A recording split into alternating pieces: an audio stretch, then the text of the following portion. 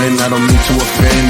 The greatest on the mic, mightiest with the pen. Losing never been a choice, but a line is the same. Ascending, word, been in verse, birth in the gym. Akin to the best, never aiming for less. Opposition so foul, got me calling for rest. Who's next to get bested? Mind, soul, and flesh. His antithesis a mess, it's the versus supreme. So long, you better catch a God form the scenes.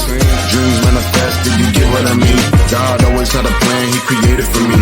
Success only means that I did what he seen. Got the game and the fans locked in like a key. Sitting on the throne with a crown, I'm a king. Sitting on the throne with a crown, I'm a king. Yeah, I think we got one. Good morning. Good morning. How you doing? It's a beautiful day. How about you? Oh, you know what? It's an amazing day. And you know, our screens are kind of different today. I normally have to move your screen from right to left. Today I had to make my screen go down because we got someone else in the corner here. Let's give it up for Tamara. Love it. Hello, everyone. So, Tamara, introduce yourself to everybody. And you are officially our very first guest who's considered not to just be here, but actually show and be here for the planning strategy session and now the recording. How cool is that? That is awesome. And thank you so much for having me on your show. My name is Tamara Johnson. I am an author and content creator, a mom of 5 children, 4 here in earth and 1 in heaven, and most amazing husband ever. I'm a little biased. You're a little biased. I feel you on that. Just a little bit. I've met Dwayne. He's an outstanding dude. Yes, that's my boo. Now you also Shell. She actually is a faithful listener of our program. So how cool is that? Yeah. Right. Yes. I stay ready. I'll be hurting my feelings sometimes, though. Oh no. Yeah, y'all be hurting. Y'all be all up in my feelings because what I don't understand is, 1, 2, 3 minutes into the show, you dropping truth bombs, and I'm like, that stung a little bit.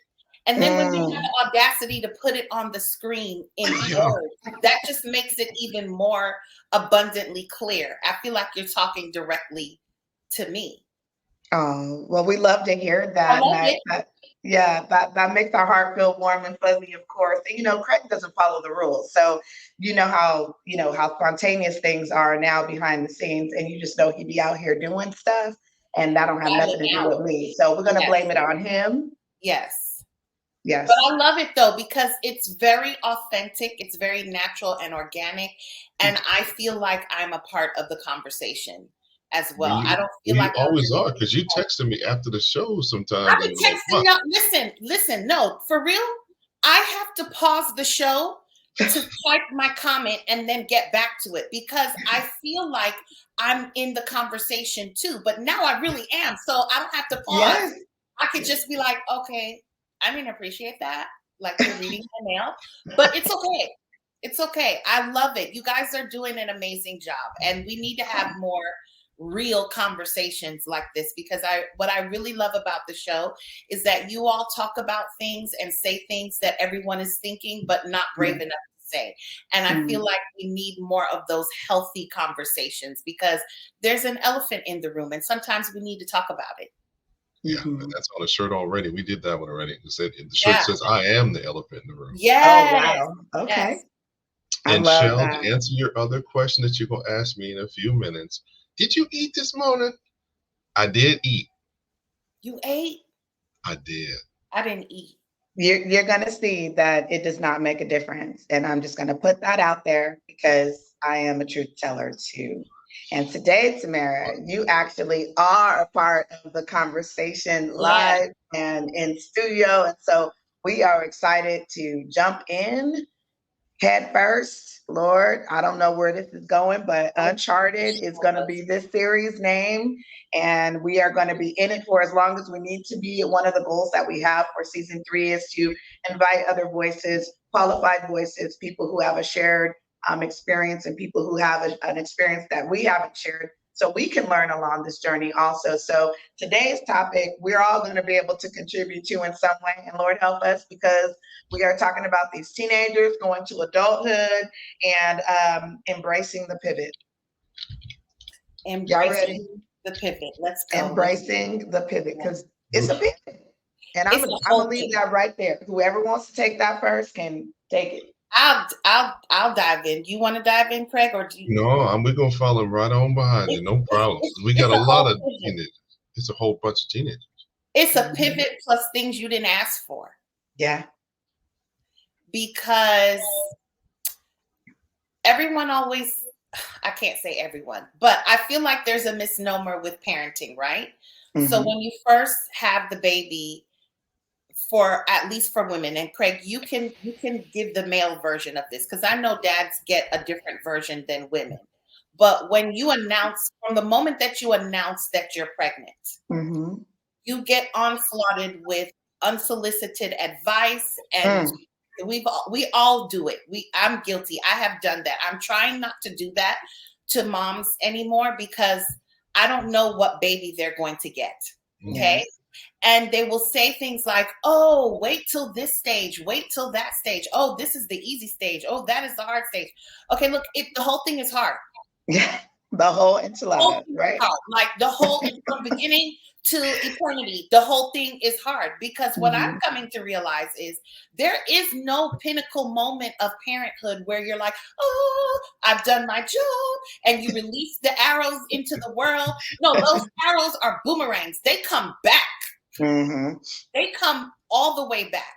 Like there's a whole epidemic in this country of grown children having to come back home because they can't afford to Absolutely be out on their own, and so or never leaving to start with.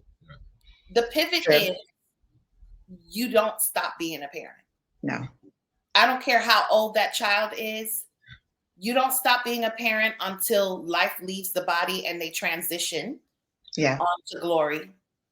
And that's go ahead. But even still, and this has not been my experience, but I've talked with other people who have lost their children. You're still a parent, and so your parenting is different because people. Exactly, that's what I'm saying. So your parenting is even different because you know what those 9 months were like. You know whatever the life that child held on earth is, and now to not be in their life in the same way that you might have envisioned, because none of us, carry our children and think, well, I know 2 women, God bless their hearts, that had stillborn children. I know, well, actually several, but personally, and what that experience was like, and to hold their hand and not know what to say.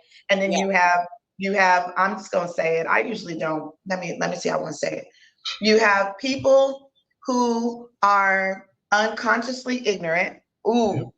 And they say things that they think are uplifting and encouraging. Well, God just wanted to pluck, another flower from the garden. Well, how come he didn't pluck your flower from your garden? Or my favorite, I just really believe that the universe knows what it's doing. And it's better that they're in a better place.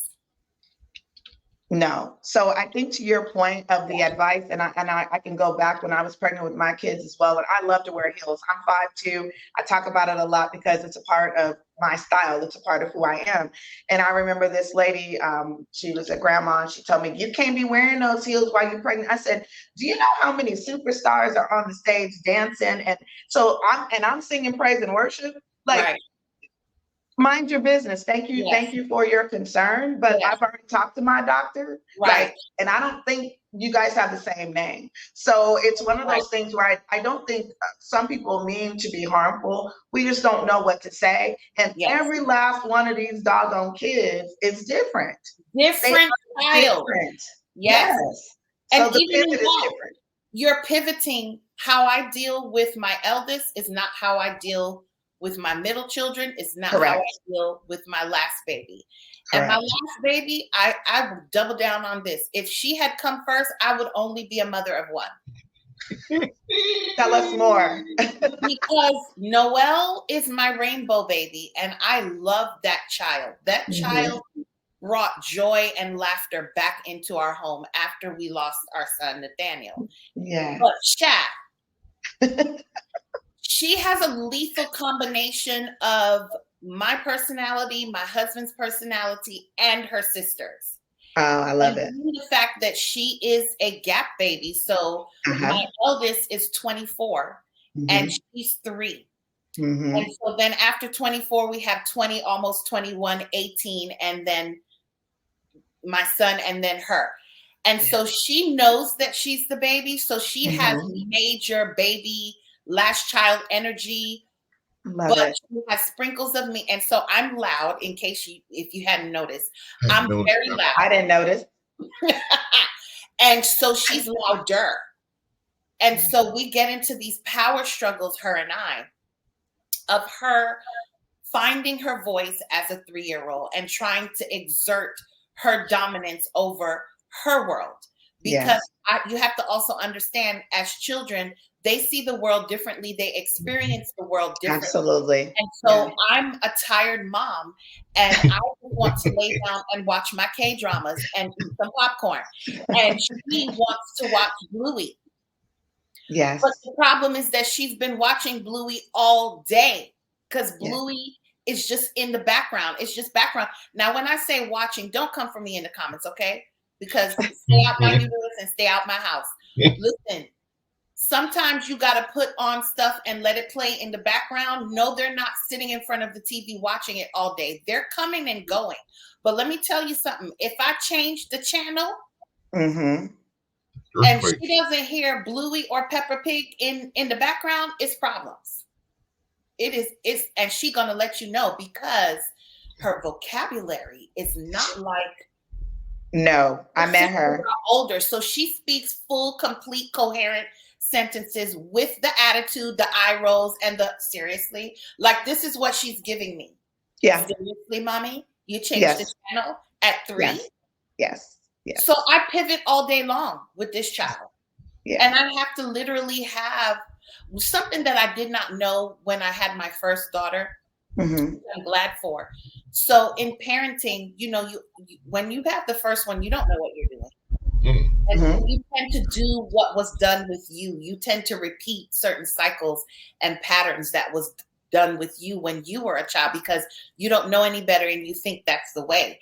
And so we were very, very heavy-handed on the spanking and me exerting my parental dominance over the child to get them to comply.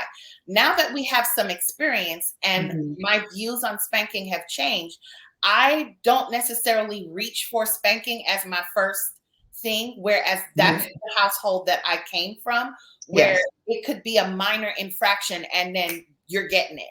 Now it's more of me putting myself in her position and looking at it through her eyes of, let me get down on her level, which for my household looks like I come down to her level, not because we want to be equal, but I need to see it the way she sees it.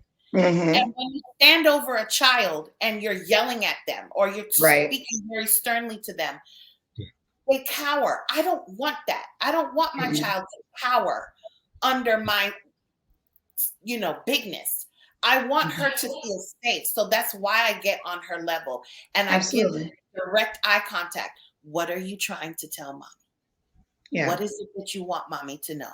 And she's, Noelle, mommy cannot help you when you're yelling. I need you to speak to me in your sentences, use your words. And she'll, I want to go get XYZ, or I want to go upstairs to my sister. Okay, you can do that, but you need to clean your toys first.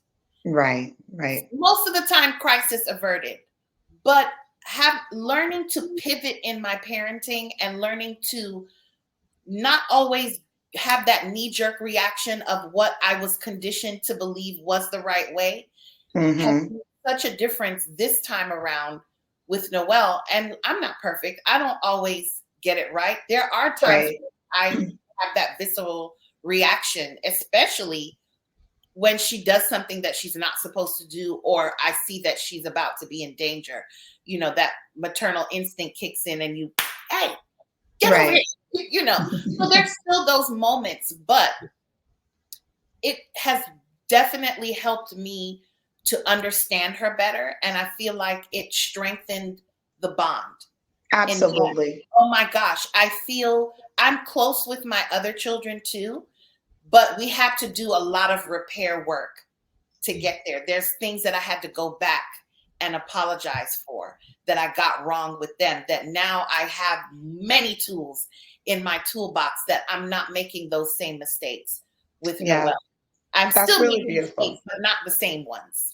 That's beautiful. We talk about that a little bit, and repairing relationships. And I think I shared in like season one, I went back to my kids and apologized, but for things that I didn't know, things that I did know.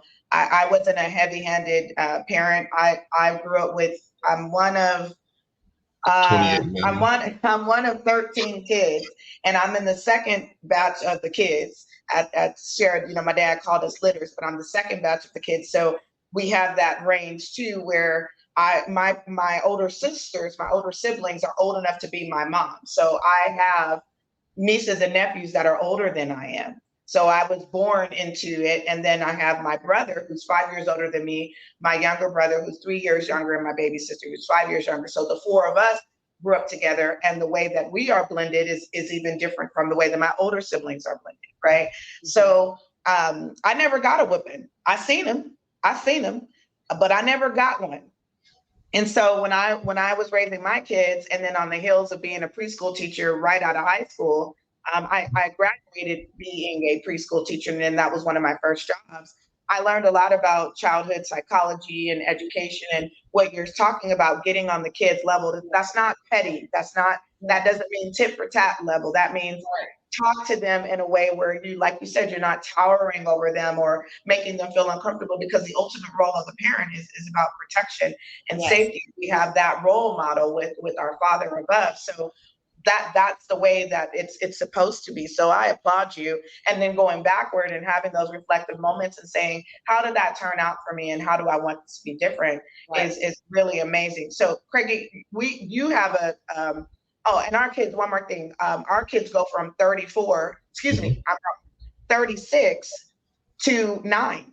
Wow. And my birth children are 22, 20, and 9. So Wow. we have that kind of, the gap in there as Yeah. well. And then the same thing that I created, that I was born into, I kind of magically created with my family as well. So it's amazing. But Craig, you also have that some gaps, and the have been embracing the pivot. So what does that look like for you? Well, I've thought that my whole life was dealing with change, right? I always said the only thing constant in my life was change, but it seems to be even more so magnified in these last probably 4 to 6 months with Brian, my 19-year-old, and 19, yeah, 19, then Evan, my 17-year-old, get ready to go to their respective colleges. And so that has become pivot moment, pivot moment, pivot moment. In fact, I'm pivoting so much, I think I'm spinning around in a circle and I'm dizzy. So it's tough because, as Tamara was saying, everybody's personality in the house is different, and they're all different from me. And so how I want things handled is totally different. This morning, case in point, my youngest comes to me. It's 7:10. My older two kids, so the night, because I have a blended family as well. So my oldest son, he's 28.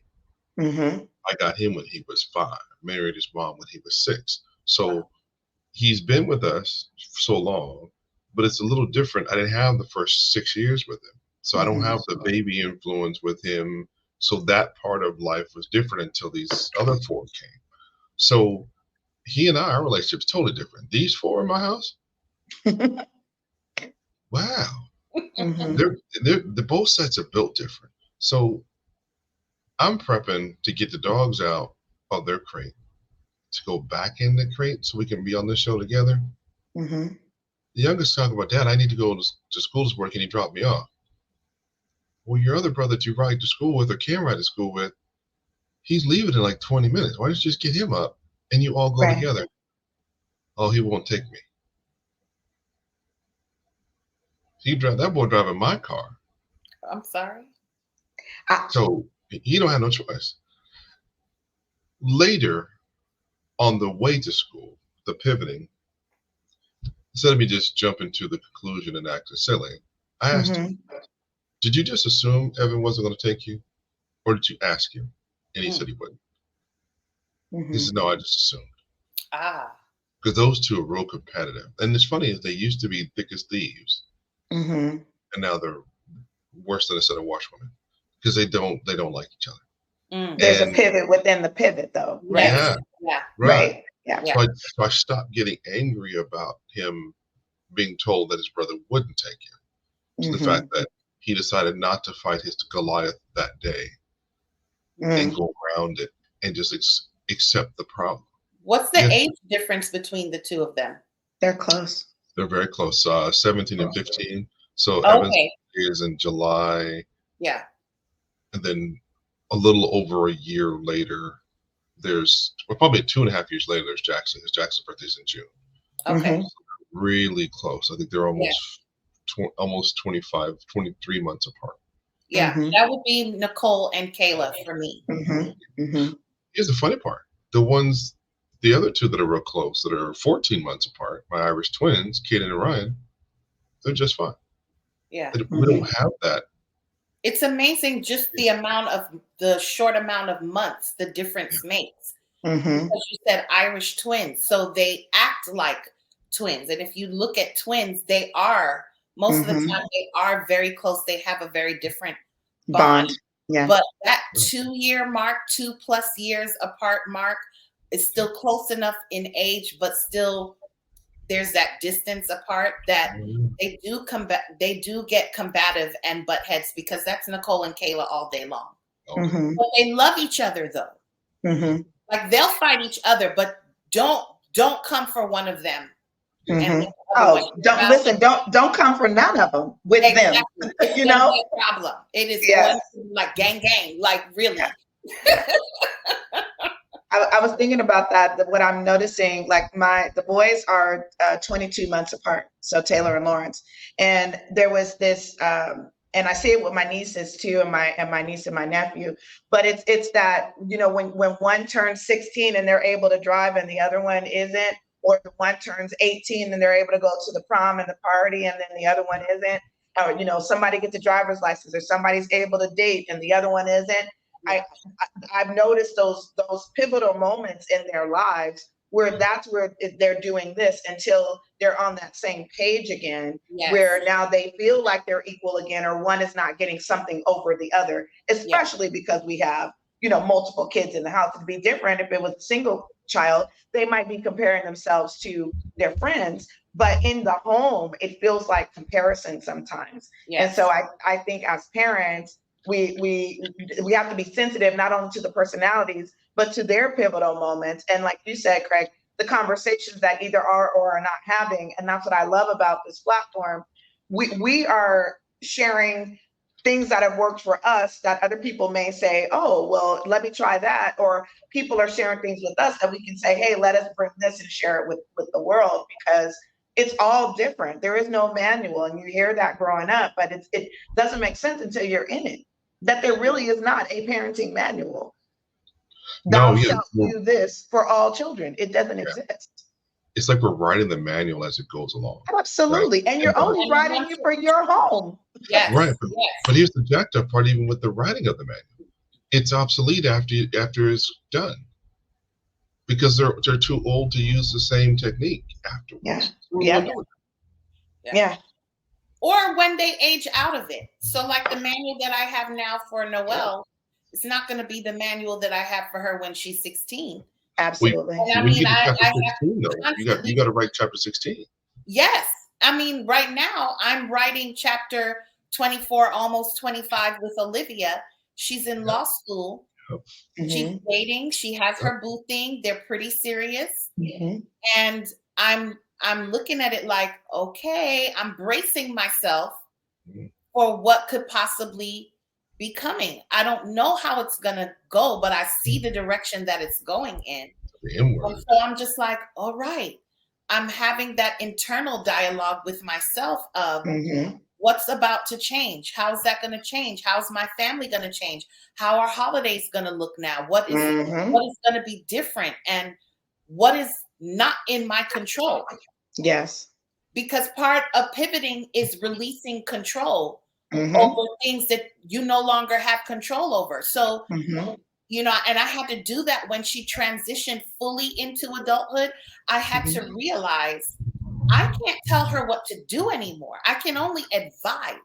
But that does not mean that she has to take the advice. And here comes the kicker. When you've done it well with your kids and they spit back to you what you poured into them. That's the worst. Yes. That's the worst.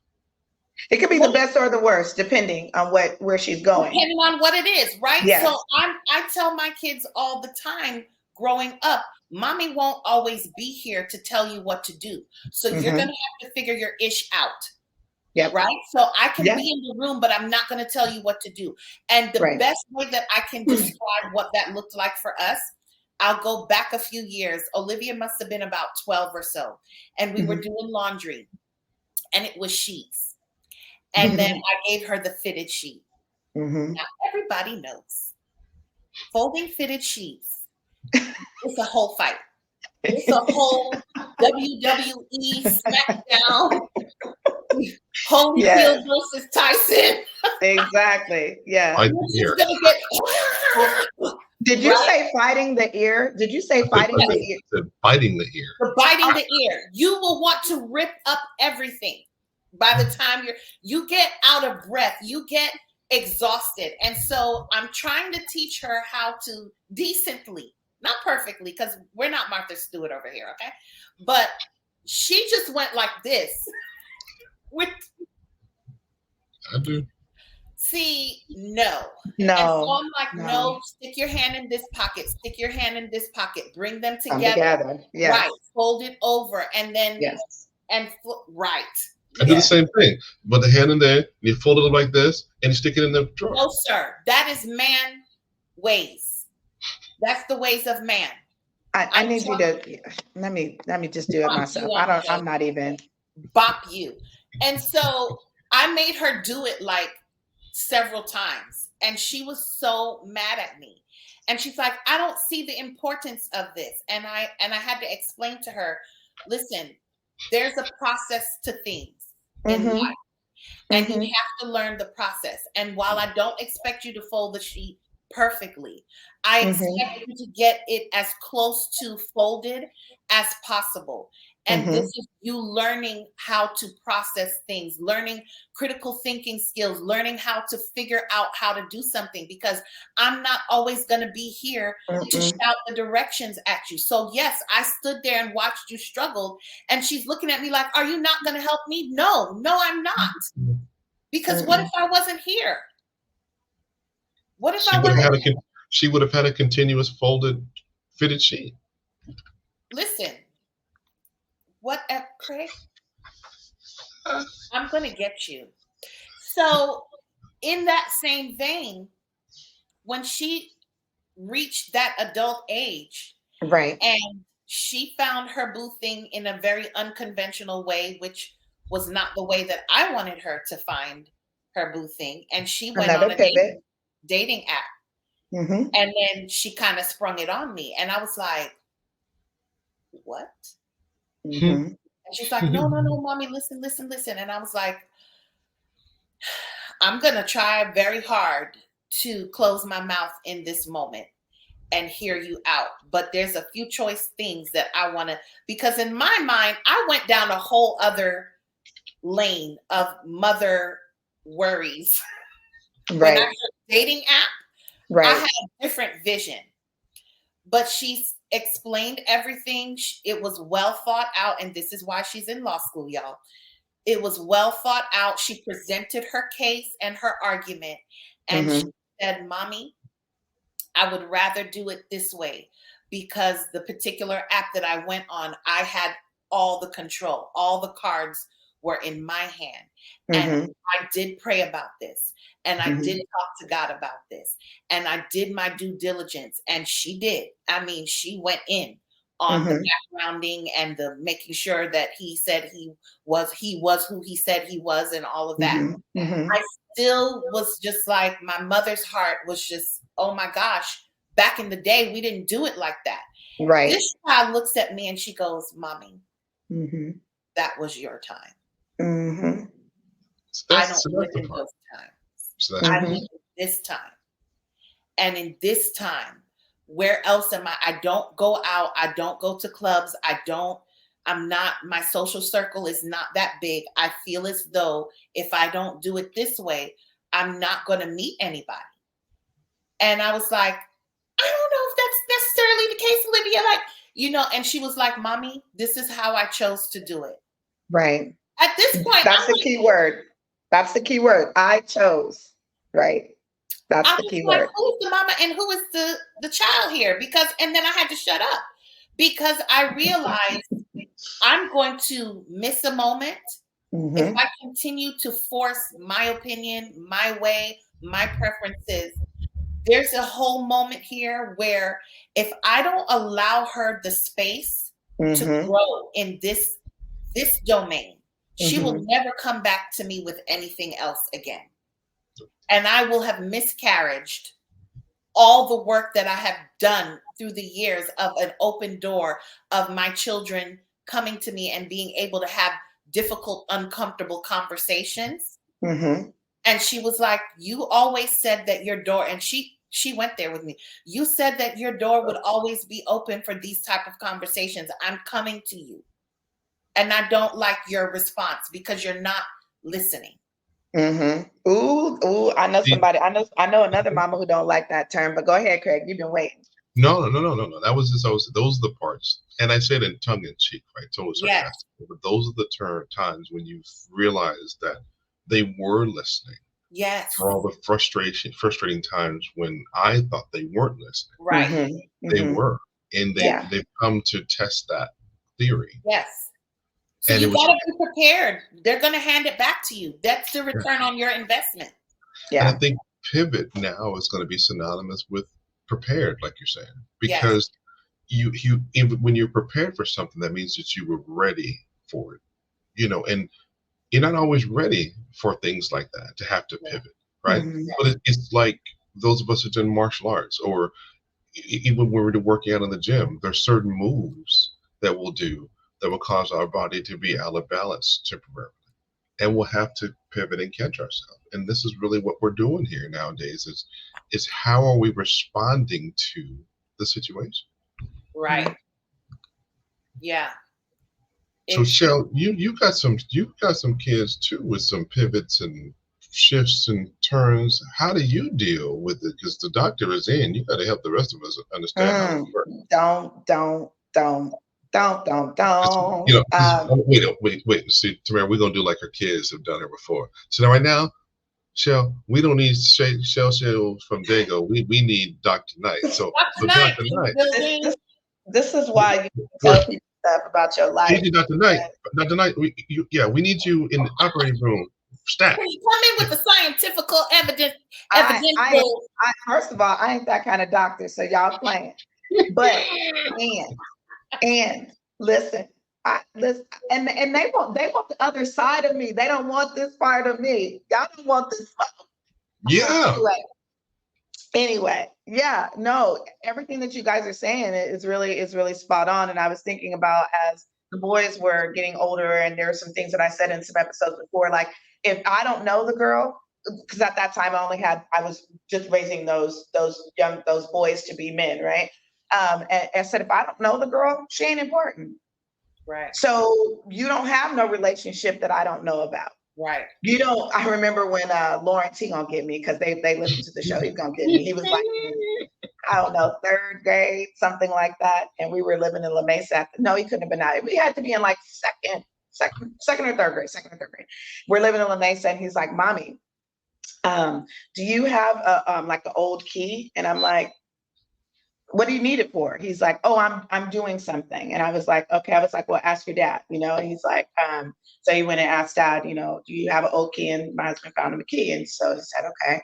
And he's like, but do you have a string? And then it clicked. This boy about to give somebody the key to his heart. And I was like, let's have a conversation before you do your art project.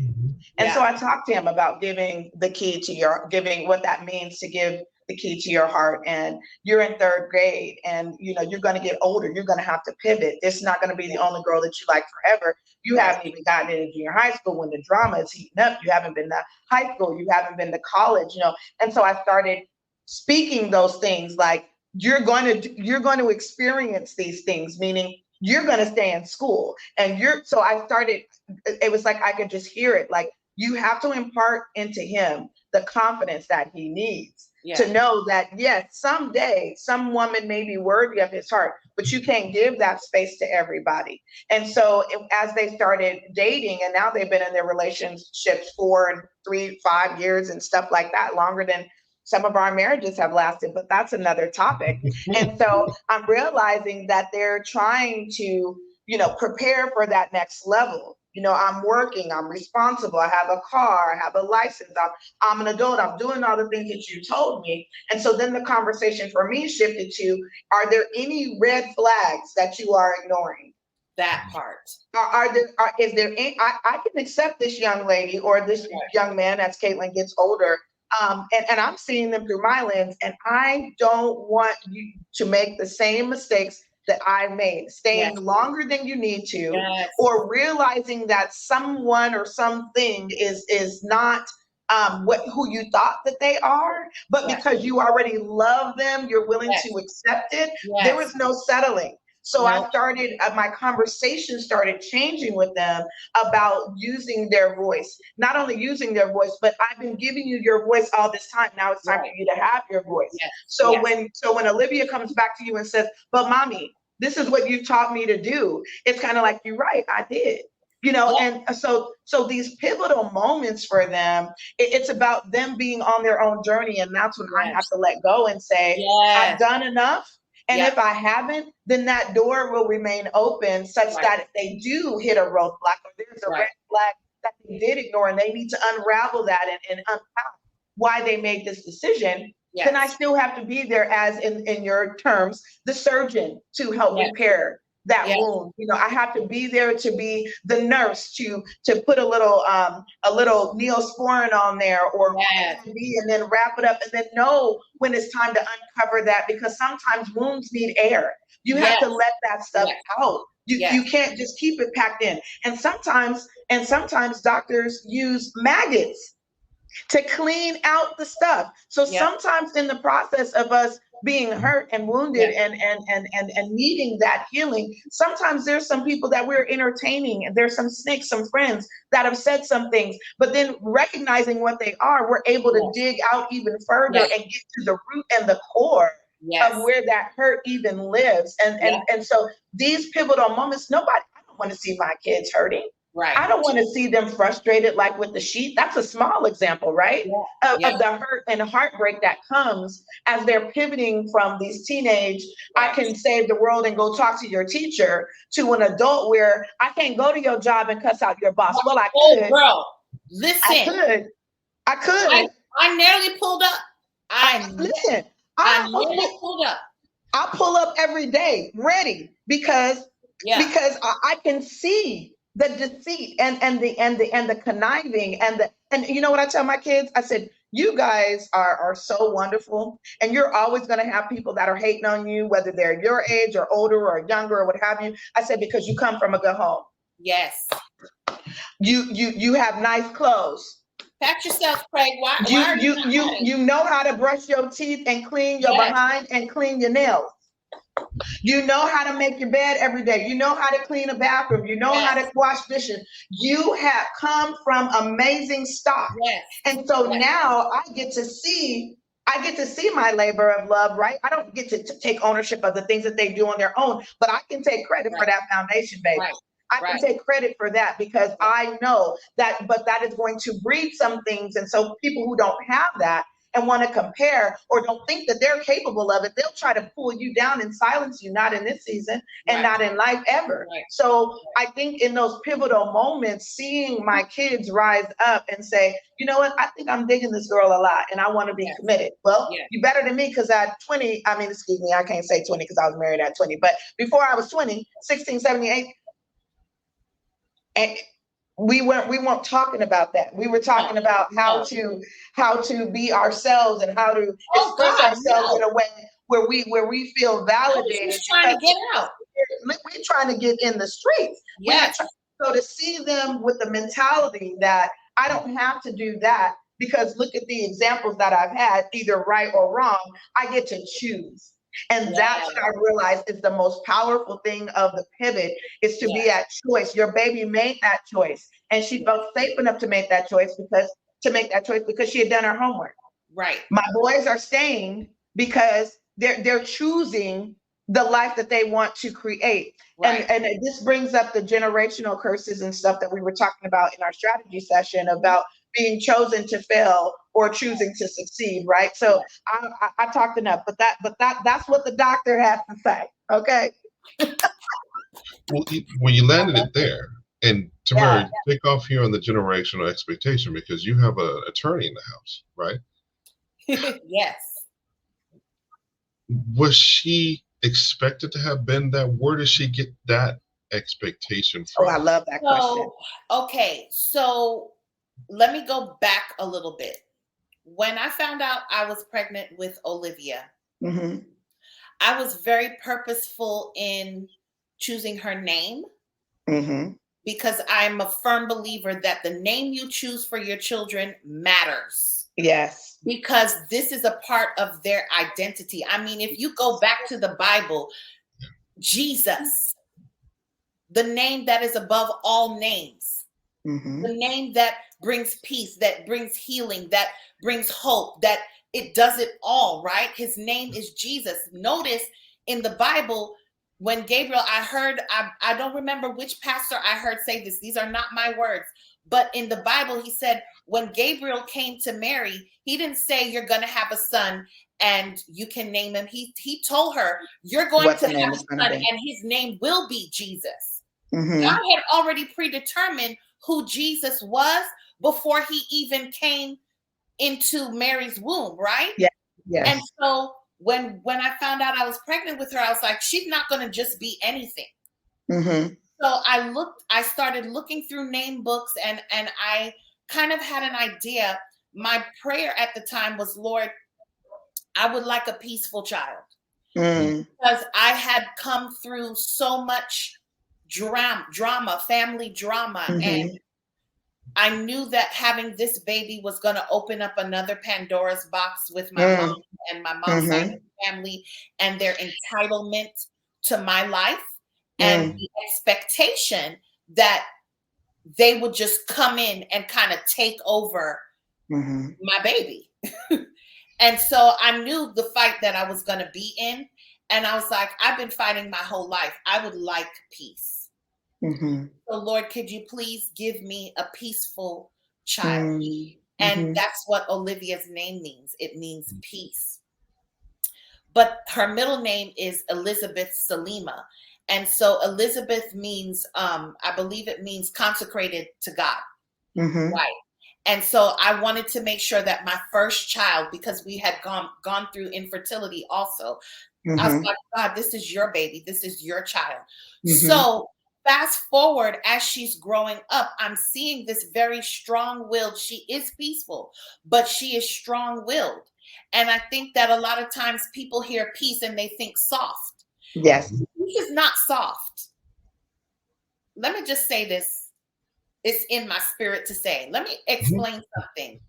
When you choose peace, that's not a soft thing. Do you know how much self-control that you have to exert in order to choose peace? Absolutely. When you got people coming for you and you have been in a fisticuffs and you're rustling and tumbling with the best of them, and you're constantly having to fight back demons and things, and God said, peace, be still. When Jesus walked on the water, when he calm the waves, and he said, peace, be still. Mhm. Do you understand the power that you have to sit with? The confidence, yes. That's power. Peace is Mhm. power. Mhm. So I'm not surprised that she chose law, because her whole life has been her and I in these intense moments of mother-daughter conversation, Yeah. where I'm trying to steer her a certain way and she's trying to communicate her vision and her perspective. And we weren't always meeting in the middle. There were times where, that teenage angst would come and she would try it, or she would try to lie, and I would Mhm. catch her in the lie. And then now we have to do some, hard parenting and consequences and all of those things. But as I have seen her growing up over the years, I noticed whenever she would bring her arguments to me, they were very well thought out. They were very well presented, articulated. She Mhm. had facts. She wasn't just saying things to say things. She had an actual reasoning. Mhm. And sometimes I would just be like, no, why she pull that out? Mhm. That was making sense. And that's when I learned that just because you're a child Mhm. doesn't mean that your contribution to a conversation, your point of Mhm. view, your perspective is skewed. They may not have all the life experience that we have, but they Mhm. too are human beings, and they're experiencing life just as much as we are. And so when you're trying to raise a well-rounded child and you give them the permission to use the voice that God gave them, and they Mhm. start using it and it starts to make sense, you don't want to break that in them Mhm. because of No. your pridefulness, Yes. the parent, of not being able to say, mommy was wrong, daddy was wrong, Mhm. Mhm. I'm sorry. Mhm. That's where the power struggle comes. It's like when you cannot talk to your child and say, you know what, you're right. Yeah. Just because I'm mom, I don't know everything. Right. And out of the mouth of babes. Yeah. Because their spirits are open and pure. So yeah, they're going to see things that we will probably miss because Yeah. we don't have the childlike mind anymore. Ours has been dulled down by life. Mhm. We're not as sharp as we think we are. But Mhm. quick-witted children who have been raised in healthy environments, they're Yes. sharp. That's why God refers to them as arrows in the quiver. An arrow is sharp. I mean, just think about it. We've been launched several times, but they're just Mhm. getting launched. So when Right. they come off with that's why it stings so bad when they hit us with the truth. We're like, dang, that sliced through me. So my expectation, I knew she was going to be great. Mhm. I knew that she was destined for great things, but the lawyer part didn't start emerging until high school, when Mhm. she started in drama and she had to do a debate class. That's when I saw her pivot. Mhm. And so this strong-willed child that used to grate my nerves and give me such a hard time, Mhm. um, what's the right word here? I don't want to say molding, but just gave me a hard time parenting her at times. Now at around age 18, it shifted and she came into that power, that Mhm. internal, I figured out my voice. I know what I Mhm. like. I know what I don't like. I'm very certain of my convictions, and this is what I stand on. Our relationship changed because Mhm. now I could have more adult conversations with her. And the most beautiful thing happened. I went from feeling like I needed to control her and go this way and this and this. And it became more of a beautiful dance between the two of us because now we're exchanging ideas. We're finding out similarities. We're expressing difference of opinion and Mhm. comfortable to be like, well, mommy, I just don't agree. Well, why? Well, mommy, I respect your way, but I just don't see it that way. I see things this way. And me being okay to that, you have to let her, Tamara. This is her world now. And Mhm. she's not going to have the same opinion of you just because you raised her. She's not going to see things the way that you want her to because you saw them. You were looking for her, but now she can look for herself. And she can make her own determination of what I agree with and what I don't agree with. And I became to not just love my daughter, but I liked her. Yeah, that's something that my mom says, and she may be reversing that now. Like, Yeah. but the thing I want to acknowledge about you sincerely is one thing that you said early on in the conversation was the way that you were raising your older kids had a lot to do with the way that you were raised. Yes. And so it takes maturity and pivoting and changing and willingness to change, acknowledgement of change in order for you to have changed to even see at 18 that the relationship needed to be something different.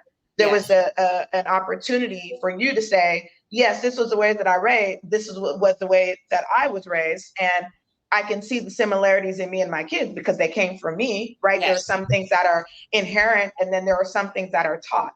And what I sense in my heart is, and in my gut is, you were like, I don't think I'm doing this the way that it's supposed to be. And so there was some realization that even if you didn't know what to do, you knew what not to do. Yes. And I think that that's a beautiful place in adulthood when we can recognize that change and that shift in mindset as a strength instead of a weakness. Yes. It's a strength to recognize I don't have to be who I have always been, especially if I'm seeing you can change. Yes. So you don't have to be real life is happening. The doctors came in from outside. And we don't have to view change as being a punk, right, or we're bowing down to something that we think is overtaking us. No, you get to choose, and that peace and that confidence and that strength in making that choice is what I believe we should be articulating to our kids. Yes. Just because you made this mistake or just because this thing happened to you doesn't mean that that's who you are. Right. You have the power to take that and make it and meld it and be the author of your own story and be the author of the true story of who you desire to be and speak that, speak life into that. So I just love that your journey. Yeah. Your journey has been beautiful. Yeah. It's been a wonderful, I couldn't have asked for better children. And I'm sure you both hear this as well because you've done a wonderful job raising your children. And when other people come back to you and say, oh my gosh, your kids are the best. Like, we've never seen such well-behaved children. And oh my goodness, and I just love your family. And you just have we hear those compliments all the time. And I gladly accept them because the journey that it took to get that outcome, if I'm being completely honest, if I didn't have Jesus in my life and in my heart, I would have perpetuated a horrible cycle. I would have been an abusive parent because I was abused. I would have been reckless with my children. My children would probably, the older ones would not be still at home. They would have left. If I'm being 100% honest, and if I did not recognize the generational curses and cycles in my upbringing and make a decision that I didn't want to be that type of parent. I didn't want to perpetuate the curse. And so before we even had children, my husband and I, we sat down and had that very real, hard conversation of what are you bringing in that you don't want to stay in our marriage? What was your upbringing like? What was your family life like? And we did go through extensive premarital counseling and postmarital mentorship with another seasoned couple. And they basically gave us a blank sheet of paper and they were like, look, guys, you are now one. Here's your blank sheet of paper. You get to write the story. You get to decide how your marriage is going to look, what your children's upbringing is going to be. I want you to throw away all of the bad things that you've learned from your family. And listen, sometimes some of the good stuff has to go too. It was good for the time that it was, but that doesn't mean that you, just because, here's a great example. I came from a big family. So Sunday dinners were a big deal. And we cooked a ton of food because that was how much people were in the house. Now I'm married and it's just me, my husband, but I'm still cooking like I have 10 other people coming to dinner, and we end up wasting food because why did I need to cook the biggest pot of rice? Right. Yes. Our house, we got kids that need to eat, so they no waste. You just right there. And we got passed right by Shell's house. In 1995, Craig. I was in Marietta. Where were you? Right. I was in where was I? I was around the corner from you. I was around the corner. You were in my timeline, but you weren't at the time, okay? I need you to stop. Write it. Your time had not yet come. Sit down and go back to the synagogue and get what you need, sir. I think that's just an excuse not to pass the Dutchie on the left-hand side. That's what I'm thinking. Love you like a play cousin. Listen. Thank you. But yeah, so things like that had to change. Yeah. And so we did that, and we decided how we wanted to be as parents before the babies even started coming. And we would constantly, and still do, we go back and review. And we are constantly switching out. This didn't work. Let's throw that out. This worked a little bit, but maybe we should tweak it a little bit, and moving forward and asking God, Lord, what do you want? Mm-hmm. What do you say? Because I can have all the ideas all day long, but the reality is Lord, this is the life that you gave me. These are the children that you've entrusted to me. So what do you want for them? And what do I need to be for them as a mother? What is my assignment? What is my role in their life? And where do I start and you stop? What are my boundaries? Because sometimes if you don't like when your children spit back facts to you, you're a praying parent, and God says to you, leave her alone. Mm-hmm. You have to let her go. Yeah. How about this one? Let her fail. Yeah. But God is gonna hurt her. Yes, I know, but there's a lesson she needs. That's the journey. Let her fail. Yep. That's the journey. Pick her up when she's bruised, and you can patch her back up. But I need you to let her fail. You're pushing too hard, Tamara. You can't do it for her. That's part of that pivot. That's the part. Yeah, but being willing to hear that and act upon that reminds me of the story of Abraham and Isaac, right? And so, in the Bible, God never intended for him to actually sacrifice his son, but that was a test of his loyalty. Am I hearing correctly? Am I doing this correctly? And even if it has to harm this child, I'm willing to do it because you got a plan that I don't know, that I have ideas, and I'm dreaming bigger, and I'm communicating what I want my desires to be, but it's still not big enough for all the things that I know are in store when I'm in my obedience. Yeah. And where I thought you were going is when you kind of said it with Noelle, it's sometimes we see ourselves in our kids. Yes. And so this butting of heads is actually like God going, you the same way. Right. Who are you? Right. What? And I tease and I say, I have judgment on my face, not in my heart. And so it's like, you're judging this kid. Right. And if you just take a step back, you can see yourself. And how would you want to be not dealt with in like, the hardcore way, but how would you want somebody to treat you? How would you want them to engage with you? And when I have been able to do that, from a selfless place, it's like, it's a little bit freeing, because then I'm asking more questions than trying to tell them what they need to do, even though I know I didn't do it. So it opens up the door for me to say, hey, I'm kind of doing this in a parenting role too. Me and Craig, this is the topic we're going to be talking about, parenting parents. I've had a much more colorful life than my mom has, and I say that not in an arrogant way, but in a way that our experiences are different. And so now she's remarrying, and I'm like, Mom, are you sure? Mom, what do you know about this? Same conversation, but I'm asking questions and saying, instead of saying no, you can't, because I know the moment that I was told no, I can't, I did it because I was going to prove somebody wrong, and that extended my journey, for 40 years instead of 4 days if I would have listened. But we can't make people listen. We can't make our kids listen.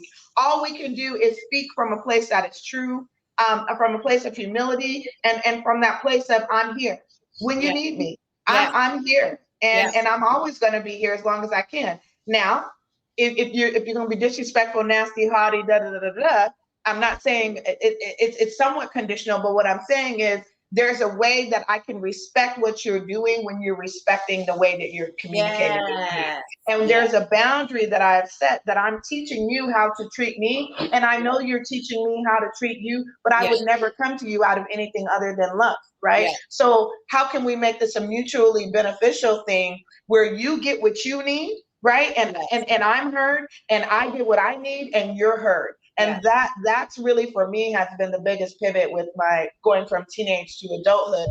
Got one more to go. And the conversation is real because she is my mirror. She is my mirror. May I ask you this? Have you been hit with this one? Mommy, I didn't like how you spoke to me.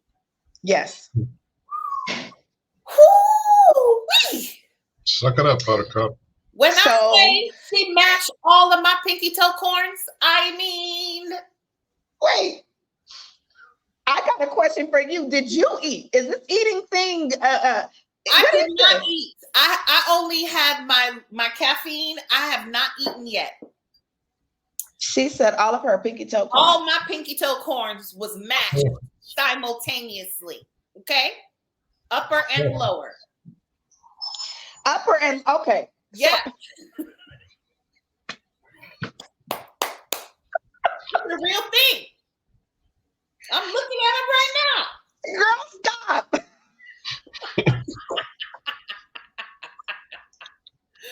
Somebody put me in the comments, not the pinky toe corn. Not the pinky I don't know if that can that be a shirt. My pinky toe torn. Let me say it right. My pinky toe torn. I can put anything. Toe corns was mashed. Jesus. Yes. Lord. I'm still stuck on. She said the upper and the lower. Yes. I didn't know that the lower. Is that a? I don't know. It's the thing. No, I got them. I got an upper and a lower. Yes. See, I'm stuck. It looks like the semicolon. Boop boop. Girl, we gotta. I don't know. We are so grateful to have you on the show today. I'm so glad to be here. Yes, mashed it up. I was like, "What you mean?" They like how I spoke to you. They said what they said, and I have been very disrespectful. You hurt my feelings. I felt like you were coming at me. You were not listening. You didn't give me a chance to fully get it out, and that's the problem that I have with you, Mommy. Respectfully, here, this is Kayla. Respectfully, and I got to do it like she does it because she has no expression. Respectfully, I do not like the way that you said that because you're not listening to me. And I have been trying to tell you my thoughts, but you keep interrupting me. So respectfully, if you could please remain quiet and let me gather my thoughts so that I can tell you and answer your question. That. My words to my mom, even though I'm a little bit older, but it started when I was younger, was, Mom, you're not listening. And that would still causes issue because I'm like, just because you can hear a sound, what's going on in your head is actually distracting you from hearing what I'm actually saying. Right. Because if you would open up your heart and let the Lord in, then you would know that I'm agreeing with you in certain terms. And so we can say that too. I hear you. I agree with you about what you want. And now can I share with you what it is, I want to share with you about what my thoughts are, because they might be differing and we can both be right for ourselves. Right. But my son, this happened since we've been on vacation. He said, he was listening to the show and there was something that was said, and I told a story. I didn't say which kid, and he's like, I know that you were talking about me, and honestly, Mom, he said, because I said, what did you think about the show this time? Because they always give me feedback. He said, so can I be honest with you? I was like, always. He said, I really didn't like that you shared my story because I didn't give you permission. And I was like, you're right. You did not give me permission. And I thought I was helping someone else by sharing that. And he goes, yeah, because I really didn't want my dad or my siblings to know, about the particular thing. And I said, well, respectfully, I didn't say what the particular thing was, and I didn't say who the particular kid was. And I understand how that could have made you feel. So I'm sorry. And then he was like, other than that, it was great. Other than that. It's humbling, when we would want that though, because you're not gonna be walking around here slamming doors and shut windows and breaking up stuff and punching walls and all that kind of stuff. And when you can just have a conversation and we can have a conversation about what it is. I'm so, Craig, I know we're at time. You put up the IG already, and please continue to follow us, love, like the conversation. And just like Tamara has been a faithful follower since season 1 and has an amazing testimony to share, an amazing experience that we can all learn from, you too can be a part of the show. So thank you, Tamara, for being vulnerable and open and honest and having the tough conversation with us. Show ideas, Knight&Craig show@gmail.com. Comments, feedback on all of the social media platforms are welcome. We'd love to hear from you, and we would love to have you on the show. What's next, Craig? I still want someone to comment or email as to what a lower corn is and send me some pictures. I'm like, totally, yeah. Upper and the lower. Lower I corn. knew it. I love it. Yeah, Tamara, thank you for being with us. You got to come back. Absolutely. Thank you for having me. I had so much fun with you all today. Before you go, though, you have to share about A Minute with Mom, your podcast, and your book that's in the back corner over your left shoulder. Yes, right here. So this is my book, Stronger Than I Knew.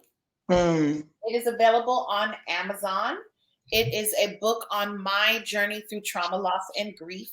And it is a wonderful book that will help anyone who is struggling to come to terms with childhood trauma, miscarriage, and just loss in general.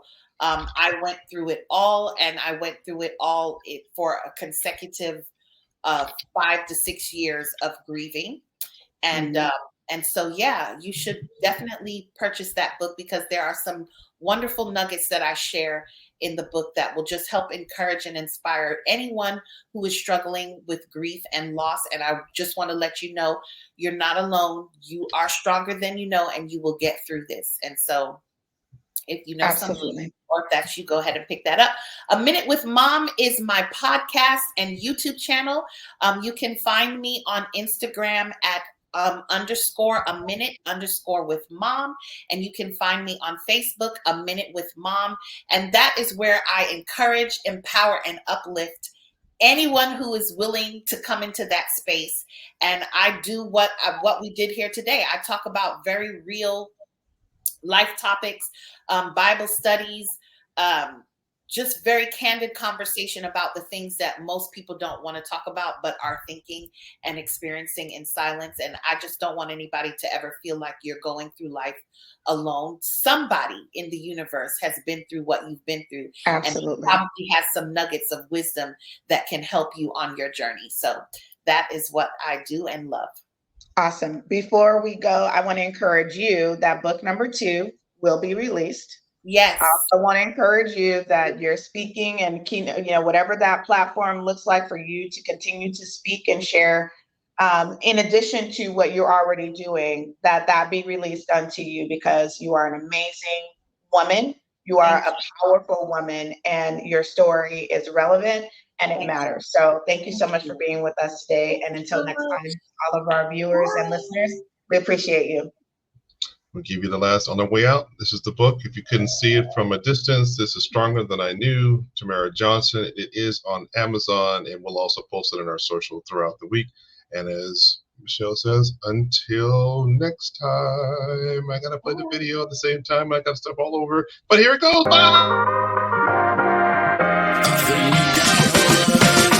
I came to win, I don't mean to offend. The greatest on the mic, mightiest with the pen. Losing never been a choice, but a line is the same. Ascending word, bending verse, birth in the gym. Akin to the best, never aiming for less. Opposition so foul, got me calling for rest. Who's next to get bested? Mind, soul, and flesh is antithesis of mess. It's the verses so clean, so long. You better catch a God, throw him the sing. Dreams manifest, did you get what I mean? God always had a plan, he created for me. Success only means that I did what he seen. Got the game and the fans locked in like a key. Sitting on the throne with a crown, I'm a king. Sitting on the throne with a crown, I'm a king. Yeah, I think we got